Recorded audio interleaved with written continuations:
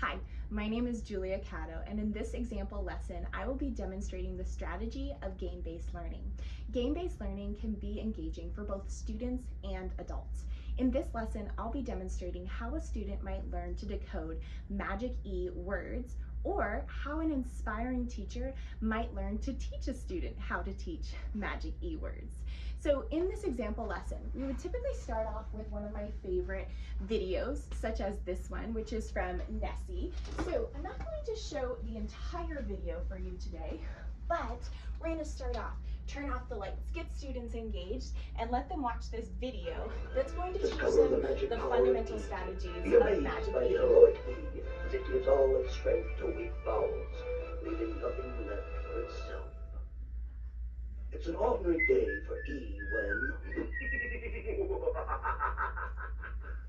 this weak little vowel can only make a weak sound. Hat. What's this? T is closing in the vowel, making it weak.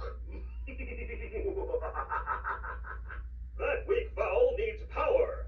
This is a job for Magic E. The Magic E goes to the end of the word. It sends all its power to the vowel. Now the strong vowel says its name. A. Hate. But now that students have an introduction to the lesson and what we're learning, we're going to do some direct instruction, and we're going to talk about this strategy together. So we're going to look at some different examples together as a class. So I'll write some words on the board, such as cap. Students, I'll ask for a student volunteer to sound out this word for us. Cap. Now, I'm going to ask students, what happens to this word when I add our Magic E at the end? Hopefully, one is able to remember that video instruction that we just received and apply that to the word we're learning. That's right. The Magic E is going to be silent, but it's going to give all of its power to the other vowel, and it's going to say its name. And in order to demonstrate our learning, we're going to play a couple different games with the strategy game-based learning in order for a student to really be able to show that they have learned and understood this concept. The first strategy of game-based learning we're going to use is our Magic E wands. Now, all our Magic E wands is a popsicle stick with some various cutout E's that students are able to choose from so that they can have their very own Magic E to change that vowel sound. And here's how we're going to do this. We're going to use an online program called WordWall. This is a game that I created. Students will come up and spin the wheel. And the first thing that they're going to be able to do is they're going to read that CVC word that appears without Magic E. Pan. Now we'll read that same CVC word, but this time we're going to add Magic E. Pain. After every student has gotten a turn and we've read every word on the wheel, then we're going to move on to our next game. Our next game is a fishing game.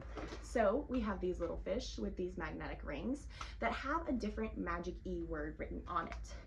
Students will take their fishing poles and they can use either the hook or the magnet to catch the fish. Once they catch a fish, they read the word on that fish. Cube. Typically, I would break students up into smaller groups and have multiple sets of these fishing games for them to play. And then as soon as we practice and played words together, we'll come all back together and we'll play one group game all together as a small group. This next game is a variation of Go Fish. Students will be dealt a hand, and instead of numbers, they're going to have these cards with these adorable little fish on them. So each card has a word, but unlike traditional Go Fish, the matches aren't going to be identical. It's going to be a CVC with a Magic E match. Here's an example of what that might look like. I have hid. Do you have hide?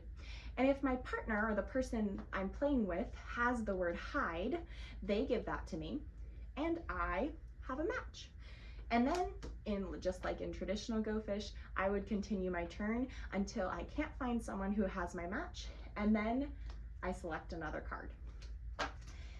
This is a very engaging way for students to be able to practice with the strategy of Magic E. And whether it's a student who's learning to decode these words, or whether it's a teacher who's learning to teach these strategies, game-based learning is a fantastic way to engage our students and to keep them interested. So I hope that you can try game-based learning with your students. Thank you.